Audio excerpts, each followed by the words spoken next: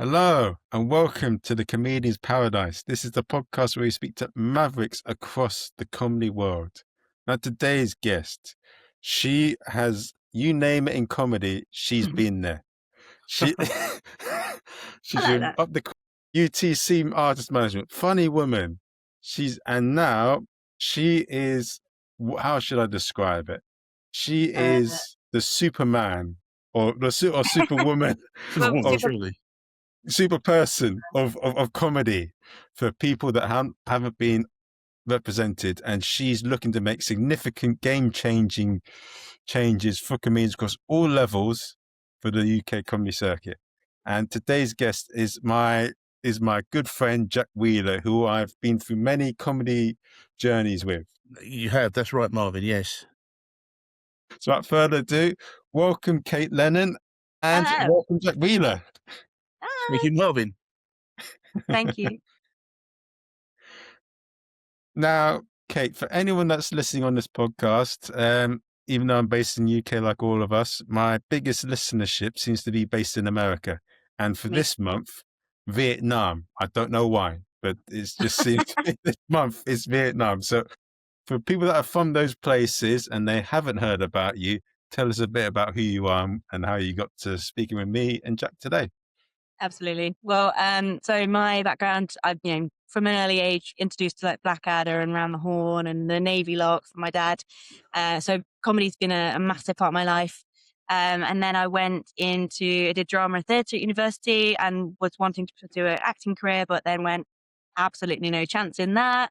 So I decided that I wanted to get into TV, behind the scenes production sort of thing, and applied to every course I could. Eventually got in, and then did a bit of work behind the scenes in TV on shows like Cardinal Burns, Spy. I was in the office for the In-Betweeners movie when that came out with the premiere, so that was very cool. I get to work with the writers of the In-Betweeners. And then from there I went and I formed my own sketch group. So we were all-female sketch comedy group, sort of loosely based or informed by Smack the Pony back in the day. Did a very successful Edinburgh in 2014.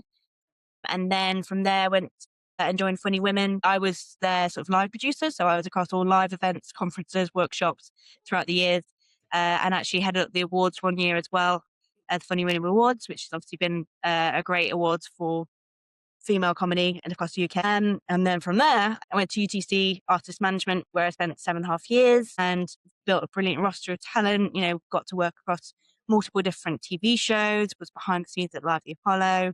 When we took Mona Gilligan's Black British Takeover to the O2, I was there. It's been some very historic moments. So I'm really proud of sort of the career that I cultivated for myself, but equally what I can now bring in terms of experience.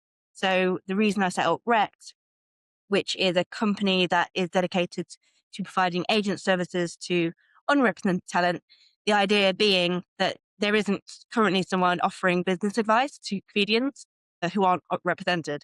So I'm essentially your business partner in case you need help or support. And what I'm trying to do as well is break down the industry a little bit, because I feel like there are so many unwritten rules and obstacles and things in the way that are stopping comedians doing what they do best. And I'd rather than have the comedians conform to the rules that commissioners or broadcasters or agents are putting in front of them, I'd rather that we listen to comedians and actually take on board what you guys want, because you're the creatives, and then we actually build the industry around you. So that's what I want to do as well. It sounds excellent. It sounds like a wonderful idea. Why has no one tried it before in that case? I don't know. I honestly, because everyone said, "Oh, I've been waiting for this to happen." I'm like, "Well, then tell us. That would be nice." But I think genuinely because up until now, like being an agent has been quite a lucrative career, and I feel like at the moment we're having a bit of a dip because there's lack of broadcast programming. We're seeing the insurgence and the rise of social media and what digital platforms can offer, but we're not necessarily trained in that. So it's all a bit of a learning curve at the moment. And I'm just wondering if that's the reason, because we're all sort of playing catch up as to what technology is doing for the comedy circuit and the comedy industry. So I just think it's maybe something to do with that. Yeah, I reached out when I knew I was coming on this with Marvin to Leslie Gold, who I knew you were working with, and I won't Oh, embarrass you by telling you the nice things that she said about you. But I was just wondering, if that my first question, because I've got it written down. So I don't. Do you feel that there are a type of acts, for whatever reason, by age or gender or whatever reason, that are being missed by traditional agents and representatives, and that's why? And is that something that you're looking to find some of those acts that might have been overlooked for various reasons to yeah. work I with mean, them? if you think about it, yeah, definitely. I think, when you think about it, there are only a handful of dedicated comedy agencies, and within there, within those agencies, there are only a handful of agents. Each talent agent could only have maybe 12 to 14 acts on their roster. Then it becomes quite literally, it's only going to be a very small cross section of people that we're actually looking at in terms of who uh, is on those rosters and who actually gets into the comedy scenes. So what I think is we're seeing a huge cross section of the UK who are still extremely talented. There's so much raw talent out there, but they're just unlucky because they haven't been given spots on talent rosters. And it's not because of lack of talent at all, or age or discrimination or anything. It purely is, I think agents have to pick and choose because they only have so many spots. There's a So they limited have to be capacity. so they have to be quite selective. Thank you. So you mentioned an interesting thing that you were with UTC and you were part of Mo Gilligan's Black British Takeover. Were you? I know I interviewed Dane Baptiste before the podcast, before this episode, and yeah, I loved having him. Interesting chat, brilliant guy. Yeah. But he told me that when he first got into UTC, it was just a husband and wife, and it was a very small team, and it was a big part of he had to do everything all himself at the start. Was it always, when you came in, was UTC the big thing it is now, or was? No. So I was the first employee with UTC. So Ah. yeah. It was a husband and wife team, and I came in I think 5 years into their run. And I started off as a live producer, so I knew, I was booking all the live gigs across the roster for all the talent. And so that gave me a very good grounding in like the geography of where the comedy circuit lies in the UK and Europe. And then worked my way up into becoming an agent from there. But yeah, it was just the three of us to start off with, and then we built. And in fact, when I first started, we were in sort of like a WeWork space, and every time we had a call, you had to go out. So my step count was great because I kept having to go in and out on my mobile phone.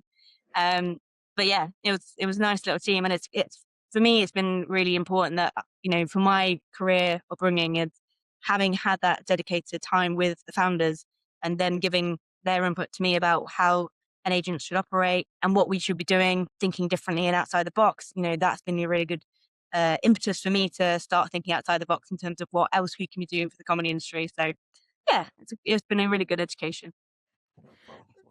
I'm someone that knows nothing about agents or how it works behind the scenes. I've seen Friends with Joey and his agent, and that's my picture of what I imagine an agent being like. That's why I aspire, just Estelle, like, come on, Joey, let's go. That's what I aspire to be.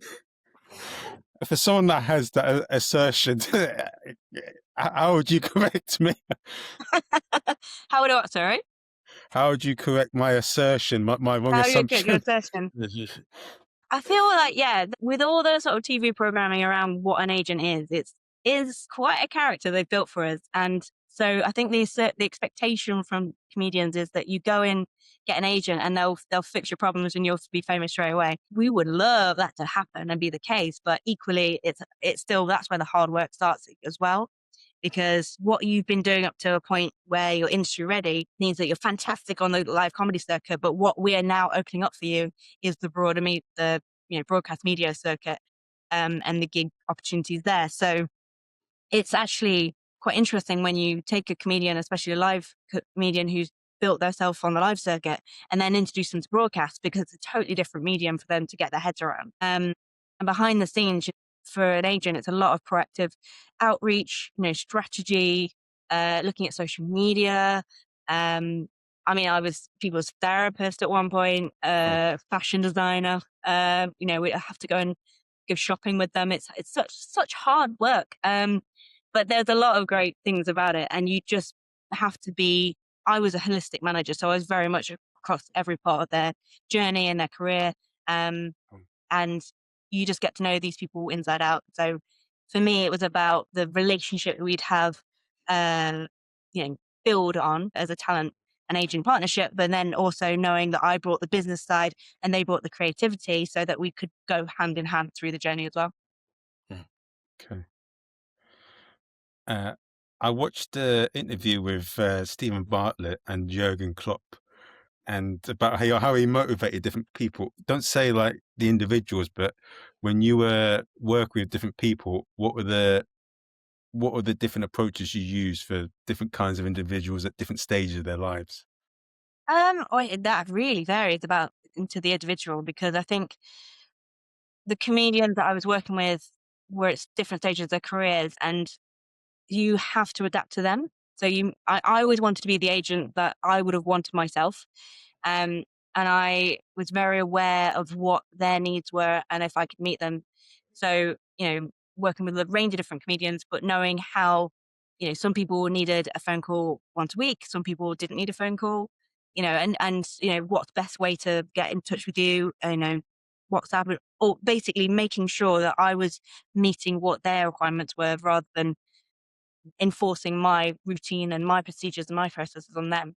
Um, and I wanted to be as transparent as possible. I think there is a bit of a culture around agency where it's a bit behind the scenes and not communicated very well. So for me, it was about making sure that my clients, they knew exactly what was going on, that I was working for them. I was making a good headway, that we were intentional with everything we did. And just, you know, ensuring that that was as smooth a process as possible. Okay. So can I just, going back to very first principles, just so it's clear to me and as much as anything else, what is an agent's job? What do you do? I think there's different interpretations. So an agent in the loosest context is someone that goes and gets work for you and brings it in and then takes a percentage. And so you can have an acting agent and all they do is they have a huge database of clients and they go and get the appropriate job for the appropriate person. And that's sort of a very transactional way of doing things. Whereas as a manager, which is probably where I place myself, is that it's more of a holistic view. So you're working with your clients to, yes, obviously going out and getting work for them, but making sure there's strategy behind it. So making sure they are going in a direction that they want to go in because it's going to help the long-term career rather than just getting any job we can. It's about intentional and strategic positioning. So saying no to jobs when they don't align with the brand that those clients trying to create, or making sure that they're being positioned in a way like on a TV program where they're going to see the benefit of it in the long run so that the next thing comes from that program. And just building on capitalizing on the things that they're doing. So it's much more of a strategic way of approaching someone's career. So you're essentially the business side of things. So you're looking for building sustainability and longevity as much as which is obviously benefits both the act and you as well, clearly. Yeah. Well, so yeah, it's absolutely. not, I don't mean that to sound as sarky as it might have sounded. I mean, clearly it's a business, but yeah. So it's about working with them, not and not doing things that are going to maybe provide a short-term benefit, but are going to impact them adversely in the future. Exactly. Yeah. So it's knowing where, how the industry operates, especially like the broadcast industry. So having, once you get into Mock the Week, then that's sort of the first stepping stone to then going on to doing Late Night MASH, and you're speaking to lots of different commissioners about, leveraging the act. So, saying, oh, Regina did this, or somebody's done this, and making sure that then the way forward for them is it makes sense in terms of the stepping stones that we know that they have to take, because it's not always natural progression you're looking for, rather than throwing someone in a deep end for something before they're ready. Exactly, because they wouldn't be booked again. So it's you need to ensure that everyone's comfortable and everything's done with intention. Okay. I'll be back in a second.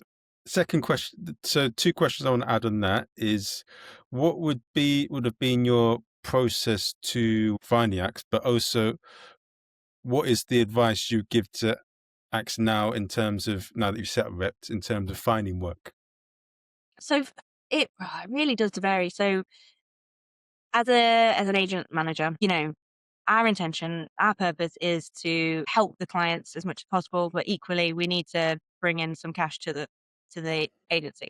So we need to know that anyone that we take on as an act is going to be commercially viable, and whether that be because they've got projects that they're already working on, so they need representation to then help them get through the door or then build on what they've already done, or they're looking to move into the brand space, so therefore there's opportunity there. But as an agent, it's who do you believe in? Because I think that's the number one thing. You've got to believe in if I may, the product that that you sell in order to sell it creatively and effectively. So for me, it was about building a roster of talent who there wasn't much competition within the ranks, because I didn't think that was fair. And also that gave me variety in terms of who I could sell in different places. And then from there, ensuring that the steps we were taking were the ones that they want to do as well. And then rep, so different in that I'm not exclusively representing anyone with reps, but what I am doing is just offering my services across the board so that the comedians can help themselves. It's like, remember back in the day, the Cafford advert was like, give a man a fish or give him a fishing rod and he'll feed his family for a year. I'm giving out the fishing rod. So I'm basically saying, here's all the tips and tricks from the industry. Here's what I know about how we should strategize together from a talent client perspective.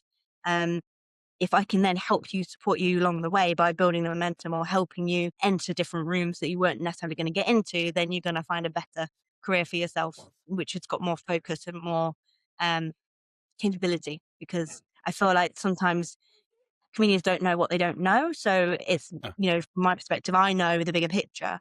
And if I can help them realize the bigger picture, they're going to see better opportunities themselves as well. And they'll be more aligned to things as well. So it'll be, if you've got particular chance for social media, then there's a whole digital route out there for you. Whereas if you really like the podcast route, that's a different route you could take. So it's just finding the different ways to place people in different areas so that they're going to capitalize on what they're doing. Okay. I mean, that would make sense. I've only ever done comedy at an open mic level, very low level, but it would seem to me that as you improve and get better and you get paid words, there's not just a progression in your comedy, but you need to be more aware of what's going on around you, and you can't be that narrowly focused just on yourself at that point. Do you find that the acts, when they start to get representation, there's an initial shock to the system that actually I can't just focus on writing jokes now. I have to look at other things, do you find that maybe in the initial stages of being represented or having a manager, that is sort of adversely affects their comedy and their performance sometimes? Depends. I think previously when you were taking someone on, you were taking them on at a point where you thought they were industry ready because you found them commercially viable, but they still had a very strong connection to the gig circuit. Yeah. So, and that, for them was their bread and butter. That was how they were making money. And if they had another job alongside that, fantastic. But it's about how to facilitate that so that we can also add more opportunities, knowing that they were maybe working full time and gigging in the evening. Where can we carve out time that is going to make sense financially so that they can take away from their workload to add other things in? Yeah. So, making sure that, I was very aware of what my clients maybe needed to bring in per month in order to sustain them. And I wasn't going to, make them go down different routes, which would have basically had a negative effect on that, because that would have, put them in a very difficult situation. Yeah. So it's just knowing how you can work with the client to ensure they're getting what they need. Did I answer that question? I can't remember the question. I think you did. Yeah. Yeah. Yeah. The question was, do you think that as acts progress to a stage where they need an agent or representative, it can adversely affect their performance in their comedy? And you answered it. I think I answered it. Okay. You did. Yeah, I mean, it depends. Again, I think it depends what they want to do. If they get to a point where they're agent level and they go, right, now I want to have a radio career, you would move them probably away from the comedy circuit slightly, because they were then finding a different audience in a different place. I would always say to any comedian that social media is key, because you want to find your demographic, you want to find your tribe. And if there's more of a focus then of, if they're a Radio 4 heavy audience, then we should maybe push into that area a bit more, rather than focus on gigs that are going to take or detract from what you can do in terms of output. So I think it'd just be a conversation, because obviously everyone loves doing live comedy. The best thing about live comedy is coming off stage, having had a great gig, and networking with your peers. So it's not about taking that away necessarily. It's about how you can work to include that where the comedian wants to. But if there was the necessity or the need to carve time so that they can focus on writing, for example, then maybe not, going out every night and doing an open mic is a good idea. So it's just making sure that they're aware of what their limitations are as well. Thank you. Yeah, that answers it. Thanks. A lot. It adds a lot. If I may, what was an example that you're most amazed about how you've changed their career? Like who's like an act that you took from, they just won their first competition summit and you made them into what they are now, and you're like, oh my God, the amount of work it happened, but seeing you where you are, it's like... Yeah, definitely. I mean, I've got a few examples, but I wouldn't say she's just won a competition, but it was Rialina, who had been on circuit for a while, trying different things like burlesque act, and had a ukulele, like songs and things. And what we did, I mean, it did help that she is a, PhD virologist, and we had a global pandemic about a virus. And again, very commercially minded, but what we did was we stripped back everything and we said, right, you are now an expert in virology, because you are an expert in virology. And what you can do is break that down for the layman in a comedic way so that it's more digestible. And that opened up so many opportunities for us in terms of her speaking publicly on different programming, making sure that she was putting the right things out on social media, articles, LinkedIn posts, everything that would basically supplement and complement her brand positioning as this a comedian who's also a virologist. And that opened a lot of different things for us. And obviously, off the back of that, we got the Apollo eventually. That run was Pointless, where she was one of the Richard Osman. We had a lot of great fun. Like, I got her a series on Amazon Prime as a high school principal, and she had been character for that the entire time, which was insane. She'd ring me and be like, I have not stopped acting strict all day. That really did help. But yeah, I'm really proud of that one, because I think we have and still have a great relationship. So for me, it's more fulfilling that we have maintained our friendship and things throughout, even though we're not have the same agent client relationship. And then another one would be Ola Labib.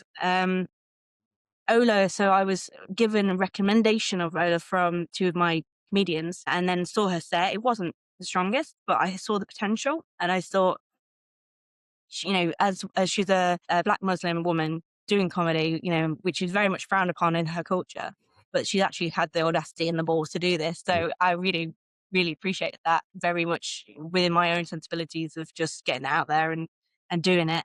We worked together very well. We were trying, it was quite a slow progression, but I think, we've seen great stuff from her so far. She was the first Black Muslim woman on stage at the O2. And for me, that was a hugely proud moment, watching her, perform to 80,000 people, having done only 3-4 years of comedy. So yeah, that was a big moment as well. Great. From the other side of the coin, and I don't expect you to name names this time, did you ever take on someone who you thought, this person's really going to be big, they're going to really make it, and for whatever reason, for either their own laziness, their arrogance, or something else, they just didn't achieve what you thought that they should have achieved? I think that's not been down to them, though. I think it's been very much the industry not being as it's so flexible and so liquid that you just have no idea what's going to happen next. Right. So it's very much like you can absolutely put these this reservation on someone about what they're going to achieve and hype them up, but I think that it's not a very good model if you did that, because you would be mismanaging expectations. So I think with everyone you take on, there's an expectation that you want to get them, further down the road, and you talk about big aspirations, what the big dreams are, and you do point them in the direction to get there, but it is the limitations set within the industry that probably just hold them back slightly. So it's I don't think I would place any of that onto any of the comedians I work with. It's just that it's a difficult career, and difficult to manage at times. So it doesn't always work out the way you want it to. No, there's a lot of people aiming at a small and increasingly small target, aren't there? There's a lot of people so it's difficult. Yeah, I mean, I think if you have an idea about, wanting a big career, absolutely, you need to have that goal, you need to have that focus. And I think those people that achieve that have had that goal and focus and, elbows out all the way. And it's not impossible because someone else has done it. So we can always use that as a model and a case study, but it takes time and dedication, and you have to be so committed to your art and not worrying about other people or comments, all of this. And we're seeing massive amounts of tension created through social media and what that can do to someone's career. And I think as well, again, one of the unwritten rules about cancellation culture in comedy, it just makes people a bit more tentative as to what they can do and how they can perform. So it's just been, try and see. I think experimentation and within comedy is such an important thing, especially when you're given a stage every night that you can experiment on and have instant feedback from an audience. And same with social media, it's an opportunity to have a playground where you can try different things and see what works. But not not thinking that I'm going to get 1,000, 100,000 views from this video. Sometimes you just need to work your way into it and work your way up to it. No one's going to become an expert overnight. No. So. No. How did your approach change in 2020 when the pandemic came? What was your approach to developing acts before 2020, and how did it change after 2020? Yeah, I mean, I only became a talent manager in 2019, and then obviously pandemic. So I'd only started my journey, but that was interesting because we, as an agency, we were really having to think about how we could tackle this differently. Like I wasn't furloughed throughout that time, and we just kept going and trying to figure out what we could do with the situation. So prior to that, quite green and quite new in terms of my talent management input. And then during the pandemic, it was interesting because it opened my eyes to what else we could be doing. And then I think following the pandemic, I've very much been an out of the box thinker anyway. So knowing that I was then going to build a talent roster based around the fact that we had just had a pandemic, and my third client was a virologist, and then who else could we bring in that would supplement or complement her, and thinking about, the bigger picture in terms of roster, like where could I leverage, for use of a better word, different people into different spaces and who's doing what, and could I get someone else into that role after they've taken up the mantle? Yeah, it's very, I would say it's quite a deliberate approach in terms of how agents think, but equally knowing that you are also working with your clients, so you want to make sure it's on their terms. So it's very much like how any process you put in place, either at any time, just has to be driven by the client. And I think with the rise in like Zoom calls and more opportunities online and how we consume digital content differently, you had to play into that as well. So we had to make sure that the comedians were on board with everything that the audiences were doing to ensure that they were maintaining a level. And then opportunities obviously came from that as well. So we saw return programmings, but we also saw different types of programs. So how can we then ensure that what they're putting out online complements what the program are wanting, or the commissioners are wanting for that program? Because it suddenly became that Instagram became your portfolio. So you had to make sure that that looked fantastic online, and then you'd get more opportunity from that. So probably that way. Okay. So did you have to learn the byways and highways of social media along with the acts that you were representing at the time? Or was it like I'm assuming that you weren't an expert in social media before you started doing this, and you had someone as the acts have had, because that's the way you market yourself these days, isn't it? So it was a joint learning process, was it? Very much, but equally, well, we had good connections with Meta, so we were trained by Facebook and Instagram in algorithms.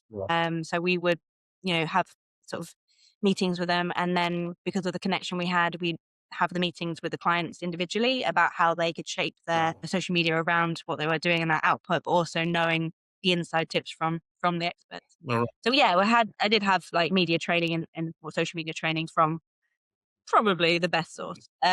But I also think I'm quite astute as to knowing how different audiences think, because I've had to have a range of different Right. ways of looking at different audiences. If you use yourself as a case study and go, well, how do I consume content? What appeals to me? And who would that appeal to in terms of an audience, or how would a comedian then capitalize on that? I think it's made my journey and the way that I view social media easier to understand, because I understand how different audiences think. Yeah, and because we've had different departments within UTC, so we had a touring department, we had to look at things like how do we convert following into ticket sales? Where in the country are those people? Where are the biggest venues or the ones that you want to attract?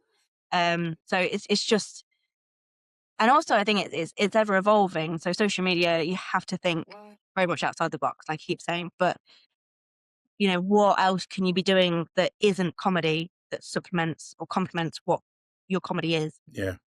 And then use that, because I think people want different forms of social media. They want to see different things, and they're not necessarily just going to watch comedy anymore. I think on that note, I think that we, or comedians, they're putting out a lot of crowd work clips because they do well. They do well on social media. The problem being that when it comes to then converting to tickets, and then your audience who has seen you do crowd work buy a ticket knowing that you're great at crowd work, you then have to deliver crowd work and that show. So if you then go and do a full tour show, they're not ready for that, because that's not what you delivered to them online. And that's not what they were expecting. So you have to make sure that if you do crowd work clips and that's why you're building your following, that you're also delivering that live on stage. Yeah. I think that's where a couple of people have learned a lesson and then went for it.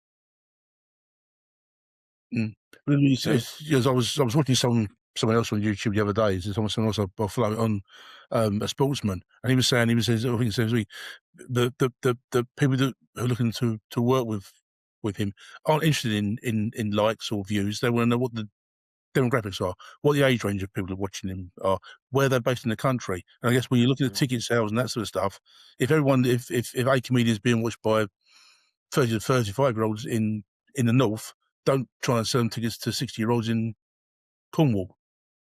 Yeah, exactly right. And also make sure that your content is delivering to that audience. So because you want to maintain those people, if that's the key age range for you, like just feed the machine, like make sure that you're feeding the right people that, the content that they want to see, that is performing highly. So it's I think really interesting when you break down the analytics behind someone's social media, because it can then convert into the commercialability. Yeah. Have you found that when you looked at that sort of thing, that you yourself and the communities you work with have been surprised by what they've found out in some of those areas?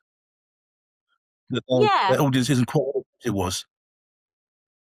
Yeah, but also that I think audiences think that the comedian serves them in terms of where they go, and it's not the case. Like, if it doesn't make sense for us to go to our centre Cornwall, sorry, am I allowed to swear? I don't know. If the audience aren't there, and unfortunately, it wouldn't be a commercial opportunity if the comedian did that, because they probably wouldn't sell out the run or that particular venue. And obviously, they need to, given the amount of money that goes into venue hire, marketing, promotion, all of the travel, everything that goes into a tour budget, you need to ensure that you sell at least like 80% of your tickets per show in order to break even. So it is just making sure that you are going to where your audiences are, but the main average of where your audiences are, rather than anywhere in the country. Yeah. And I think some comedians have been surprised by who their audiences are, not thinking that, with the content they're putting out, maybe they were skewing one way, but actually it's taken them down a different route, which is interesting, because then they have to maintain and build that audience in order to then convert those things into ticket sales. So yeah, I think it's different ways of thinking about it, but I don't think anyone sets out going, I'm going to appeal to a 65 to 70-year-old audience who are predominantly Radio 4 listeners. I think it just sort of organically happens from the content you put out there, but then, you want to maintain those followers. Yeah. So And you want to then... once you've sort of found that, or once the audience have found you, I guess, then you need to... Yes. Yeah.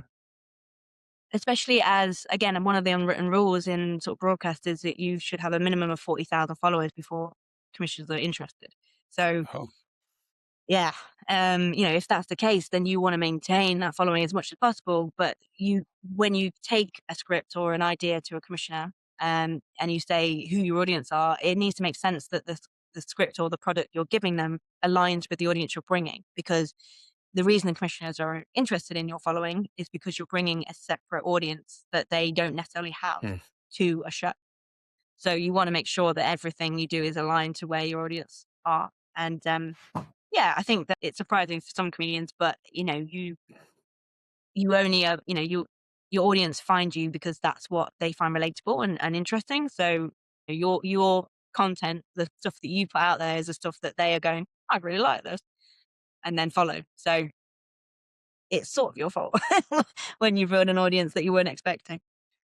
One thing I found funny with the podcast itself is that each, like with Instagram, TikTok, or YouTube, I could put the same video out there, but it would do very differently on different platforms. Yeah, I think different audiences sit on different platforms. You'll have different age ranges. So, we know that like Facebook is an older audience because that's one of the first platforms that was put out there. That was when I was at uni, so 20 odd years ago. And then you've got younger platforms like TikTok. So they're obviously going to be more interesting to a younger generation. So we always tell our comedians to use different social media channels as different TV channels. So maybe Facebook is your BBC One, who, the TV license payers who want, good content or promotional stuff. And then Instagram is where industry sit, or, that's where people normally go if they're looking for a comedian or to try and find them. TikTok is for your longer form video skits. So you want to make sure that you're attracting a generation that are going to go and consume that kind of content. And again, YouTube is for longer form again. So if you want to put out your full show, you've got 20-minute clips and things, because people will sit on YouTube and go down a rabbit hole. And they use that. That's where they find all their great programming. So they, rather than going to the natural TV channels, it's about finding different audiences there. So yeah, it's just making sure you're utilizing or knowing what audiences sit on what platforms and then giving them what the content they want to see. Okay.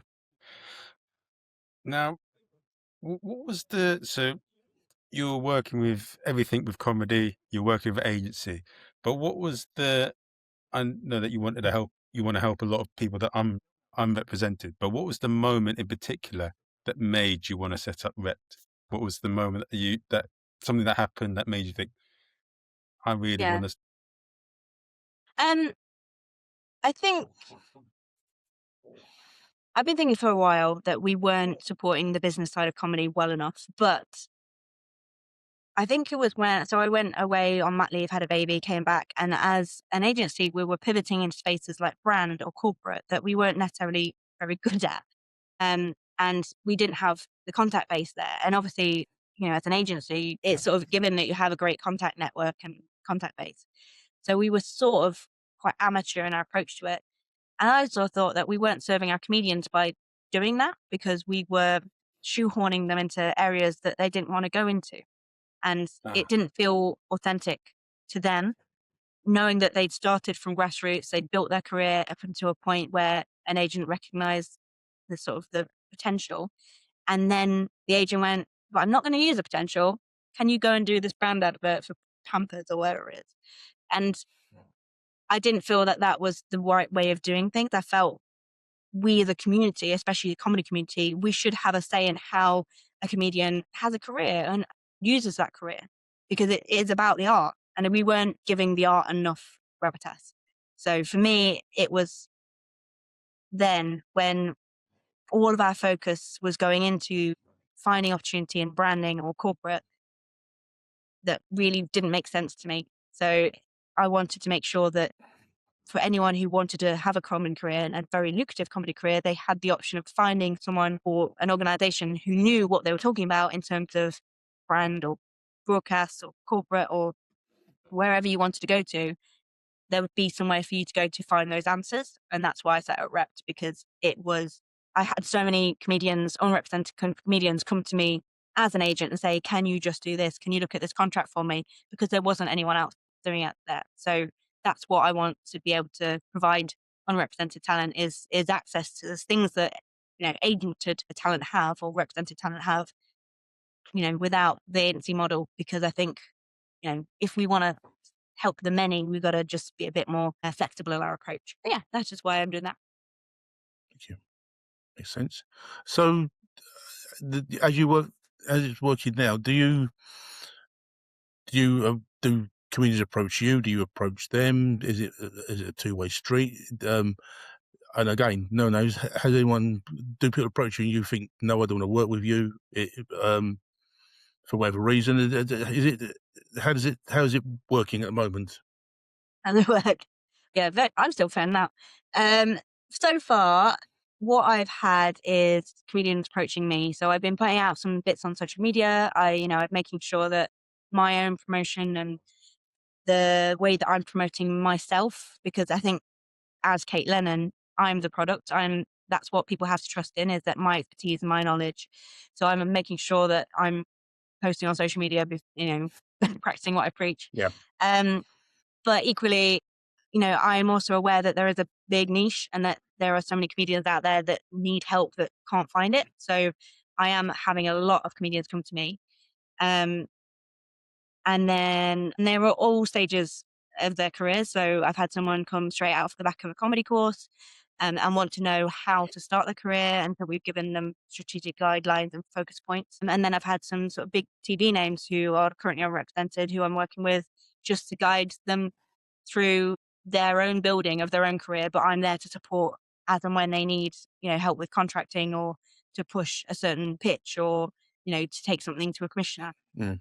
So it's very much, either end of the spectrum in terms of my skill set. But I'm finding that it's, a lot of people coming to me, which is fantastic. And word of mouth is brilliant. And things like this podcast just help in terms of getting the word out there about the service that Rep can provide for people. So thank you for having me on. Really good. No worries. What have been cases that you've already, like, of people who you've already helped out a lot already, and you're like, amazing that I've done that for you? Well, I mean, I've been launched a month, so few, but what I am seeing is with the people, some people are coming to me saying they've got an idea they want to start a company which provides workshops for the corporate environment, so comedy workshops. So what I've done, having been in that environment before with Funny Women, is give my expertise as to how to pitch that and knowing like which corporations to go to or which public speaking agencies to attract. So it's work in progress, but we built a whole project based on that they want to take this idea, and from at this point it's now a physical idea which we're now pitching into corporations and organizations to get corporate work. So I can say that there's some definite movement in that, and because I'm able to give more of my time to those things, it means that we're getting results quicker. So it's very exciting to see. But I think that with the different things I offer, one of them is like a monthly check-in, month by month check-in. I'm now seeing people having regular meetings booked into the diary so that we set goals and targets, and then each month we meet again to review those set targets and then find different targets for the next month. It's a continuation of the momentum they're building for themselves, and with my help as well, my expertise. So yeah, so far so good, I would say. Have you had any comedians from abroad get in touch? I have, yeah. I've probably got 5 comedians from the US where we've had 5 PM phone calls, Zoom calls. They are looking to build a profile over here in the UK. So I've been helping them and introducing them to UK circuit and how we operate over here.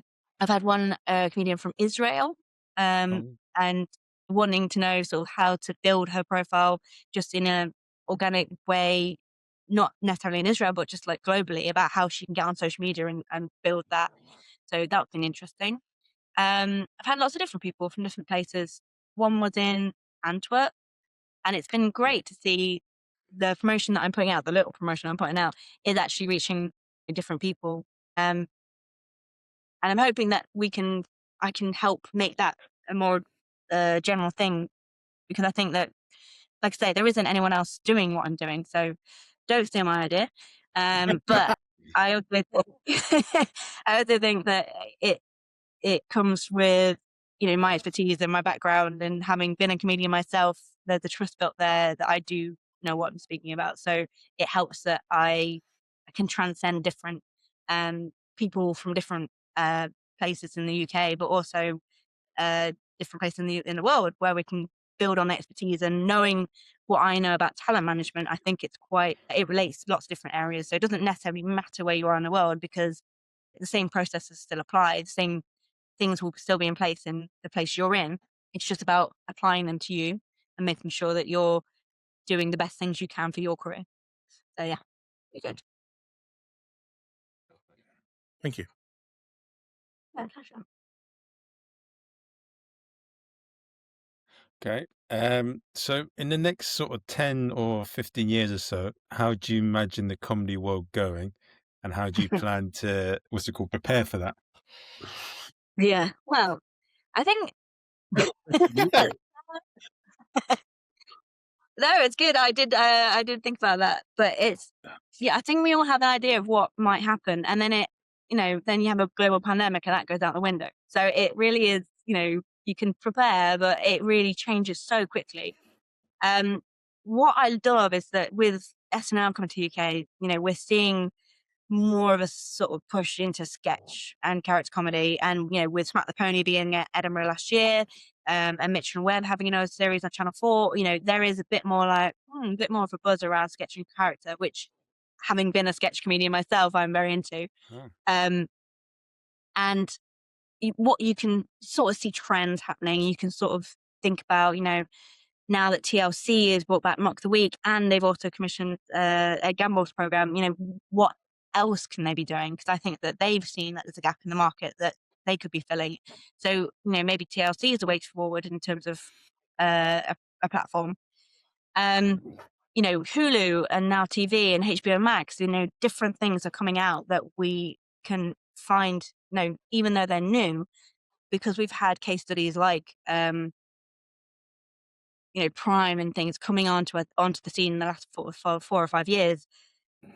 We know how then to approach them. We know where the touch points are. We know we've built contact networks and things like that. So you can see how it's an easier sell in to those different platforms, and also what their expectations are. So I can't say what necessarily the comedy world will look like in 10 years. I do think that social media is definitely the key component in this, in terms of how people build themselves and how they promote their comedy. And then from there, I honestly think that with what I call the analog channels, but it's not, your BBC, your Channel 4, your ITV, it's different because they're trying to cater to a very wide audience. So I think they need to narrow their focus. They need to make sure that they are, going to the people that are actually watching TV channels and appealing to them, rather than making stuff for iPlayer, which then goes on BBC One. I mean, I think that's a good approach, but you're then so general in what your output is that you can't focus on one thing. And I think comedy is actually it's being detrimental to comedy in the long run, because you're not giving comedy the space it needs. Where with regard to the live circuit, I genuinely think the live circuit is going to sustain. I don't think we're going to go anywhere. What we need, though, is more support and input from venues and promoters, because I think there's been it's such an unregulated industry. So obviously we've got people like the LCA doing great work in terms of getting government attention and focus on live comedy, but it is down to the people that actually give platforms to the comedians to help the comedians and the comedy community, because they need to be pushing the right people. They can't have favorites. They need to ensure that we're seeing a good steady flow of great comedians coming through. Annoyingly, to a point, because like I said earlier, not every agent is available. So you will always get industry ready comedians who just won't necessarily get opportunities. But that's not to say that's where it stops. It's about building your own opportunities. So if you can find different ways to appeal to your audience, you don't necessarily need an agent.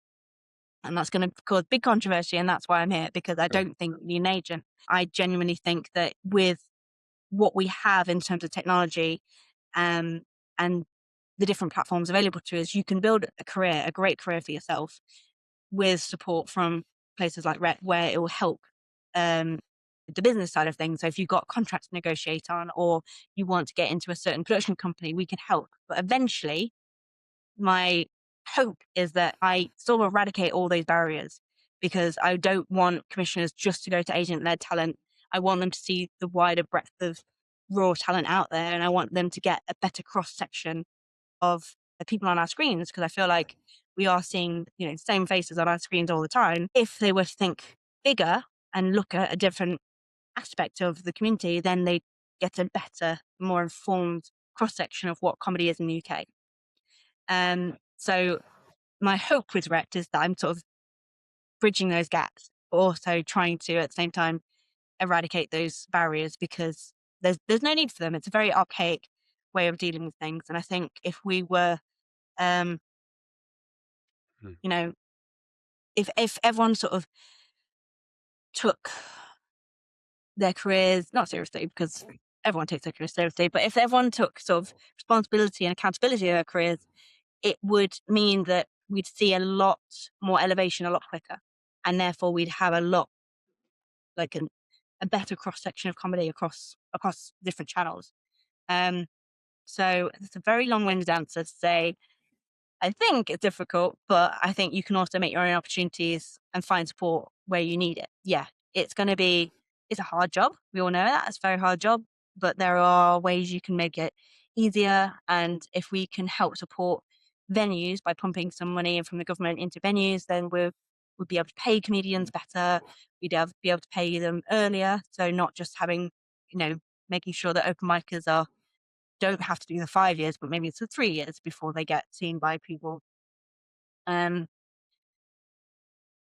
And then looking at how audiences consume comedy online, because I think that is key to all of this. It's just knowing where you're going to find your people and your target audience, and then convert that into the following that you need in order to open over the doors later on. Okay. Thank you. So what are the mistakes you see, like in terms of the main things that comedians do, like in terms of getting agents, getting gigs, trying to get TV work, or getting a script? What are as you run all your years of being in TV, being an agent, running Rept, what are like your guidelines on what not to do? No, I think it's a valid question. I think that people overword things. As an agent, I don't have time to sit and read an email. I don't. And so you have to give me the very bare facts and a great clip straight away. And I can determine whether in 30 seconds of a clip, whether you're commercially viable or not. And I would also say, if you can come to me with an offer, as in I'm in the middle of this project, or this the script has been optioned, it gives us something to work off. So I would always go with intention. So always having a project open. Just coming to me and saying, I've done 5 years and I think I'm really good, is not gonna cut it. You need to give me something in return, because it's a transactional relationship.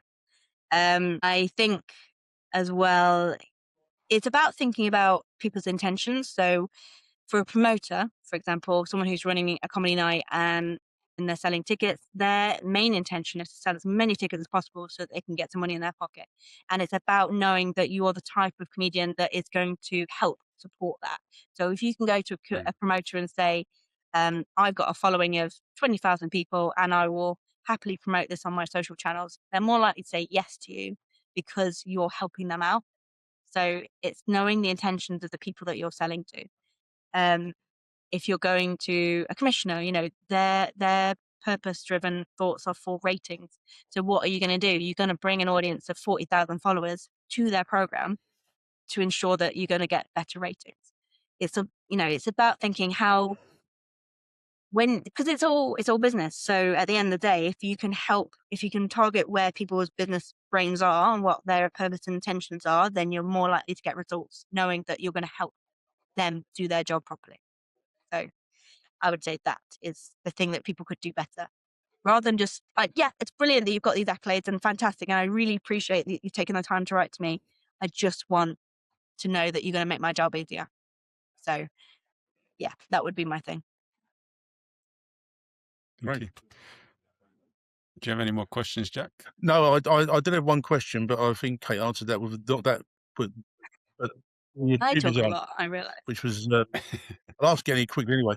My question was going to be, I'm old enough to remember the days when we only had 3 TV channels, and you saw the same people all the time because they wouldn't take a risk. And my question was going to be, do you think with the rising number of streamers we've got and the number of, are commissioners more likely to take a risk these days? And it seems to me that your answer was no, they're not. No, I would love them to be. And I think with us, like I say, SNL coming over, I think they will have to be in order to be competitive with that. But for them, it's, budgets, it's time, it's other people's careers, like production teams and things. So they need to know that the programs they're putting out are going to serve a certain audience. And I don't know why, but comedy has just been put down the list in terms of how they can serve that audience. So yeah, I would love them to take more risks, and that's, I hope in the future that is what Reps and, by empowering comedians, we as a community can do together, because I feel like rather than comedians conform to what commissioners or broadcasters want, you should be the one saying, we've got these great ideas and we are the talent that come to you with ideas, so we should be the ones sort of informing how audiences view comedy. I would hope that in a few years, then that sort of filters through and there are more risks taken.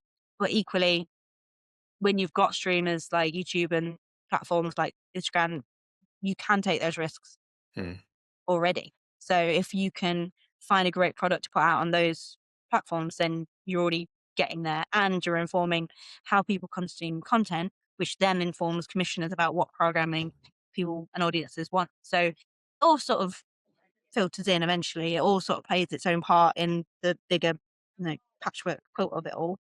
But I think, what I want to do is make sure that comedians are heard, because I don't think they are at the moment. I think we put parameters around comedians that they have to conform to, but I don't think that's the correct way of doing things. I think that we need to be actively asking you guys to be more creative and give us your ideas and how do you want your comedy scene to go, and what do you want the future to hold for you? Yeah, rather than the other way around. You wouldn't think it'd be that difficult because it's universal. Everybody laughs. Something. And it's, one of the oldest art forms in the world. So, and it's medically beneficial. It's all of these things that play into it.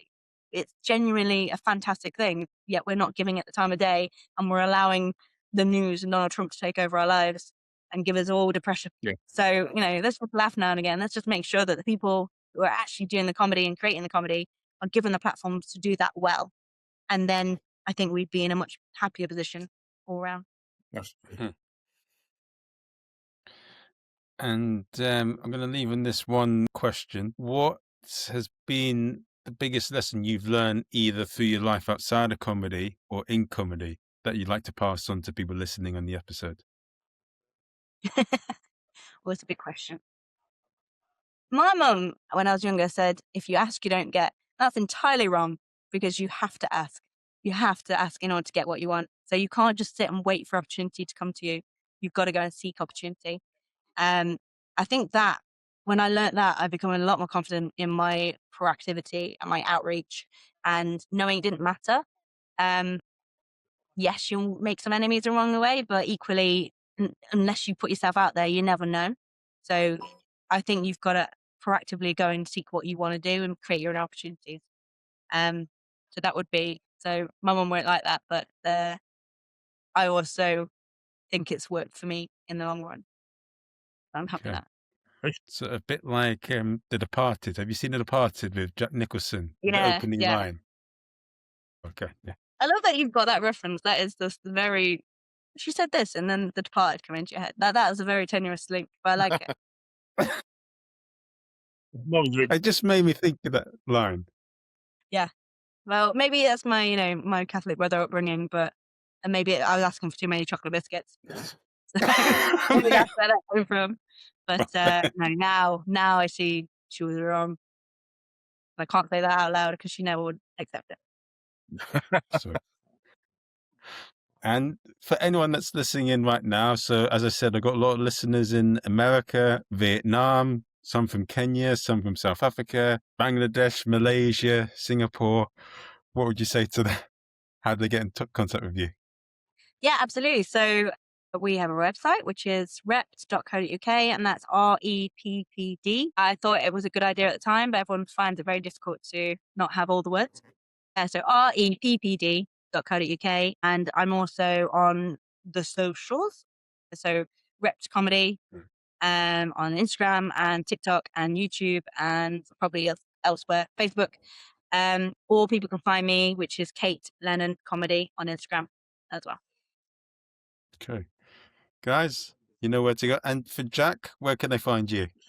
There's nothing that anyone needs to find me for. I'm on Instagram as at pirate2908, and I'm on Facebook as Jack Wheeler. I'm not on any other social media because the reason the case is I don't need to see what Donald Trump's been up to on Twitter, or but I've got nothing. I've stopped doing comedy, so no one needs to come and find me anywhere. If you want to find me, have a chat, please do, and that's where I am. But I'm not doing any more comedy, so you don't need to do that.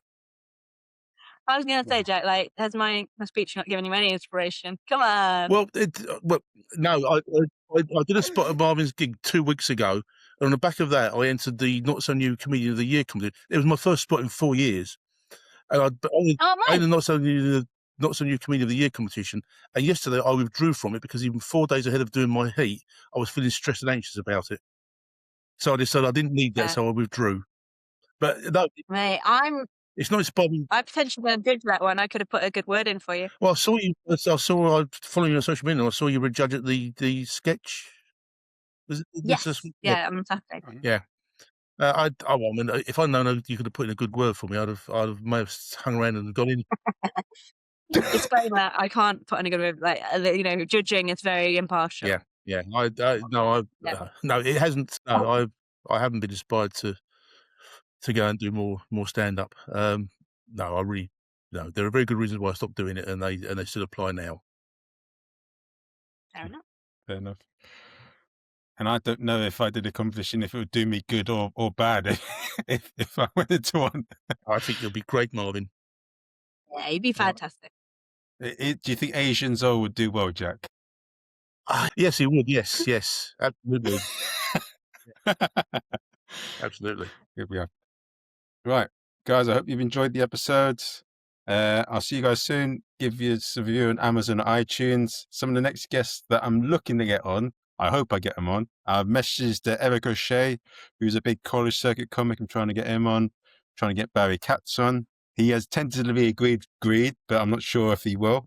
And then I've had, who else have I got coming up? I got those two. Trying to get Mick Diaz from Kill Tony as well. And I'm trying to get a Brazilian jiu-jitsu black belt instructor and comedian. I like jiu-jitsu, so hope to see you guys soon. Great. Thank you very much. I love it. Thank you, Kate. Thank you, Marvin. Bye. Thank you, guys.